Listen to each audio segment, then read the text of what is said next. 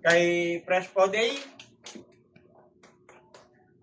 Sunod, ang inyo pong chairwoman ng squadron. Baka kasi nalilito tayo, i-advance ko na itong pagpapaliwanag.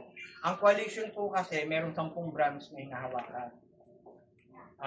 Auxiliary, Infantry, Cavalry, Wing 1, Brigade, Contingent, Regiment, Quarter,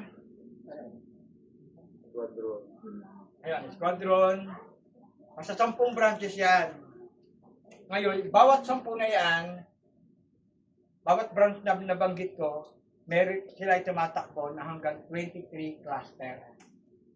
So kayo na po yung pangalawang cluster na nabuksan ng squadron. Kaya ako sinabing ito po ang inyong chairwoman ng squadron.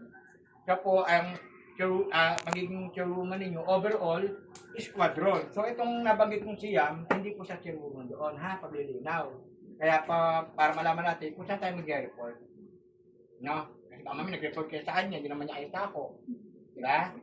So yun po yun. Ngayon, nais ko ipakilala sa inyo ang inyong magiging chairwoman ng buong squadron, ng buong fighter squadron mula sa anin ng coalition pillar.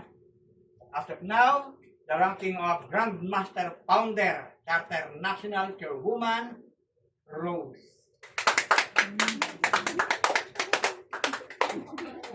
Kinapusa ngayon si Rose.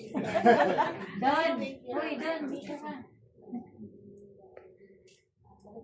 Sa inyong lahat, lalo-lalo na kung Sir David, kay napaka-gulo namin coalition na siyang chairman namin, chairman natin, pinakamayabang. Yun, sinabi mo pinakatotohanan yun. At ang napaka-talented at sexy chairman ng buong DI at DSI, si Chairman Nas. At sa mga presidente na kasama natin ngayon, mga presidente kasama natin ngayon, si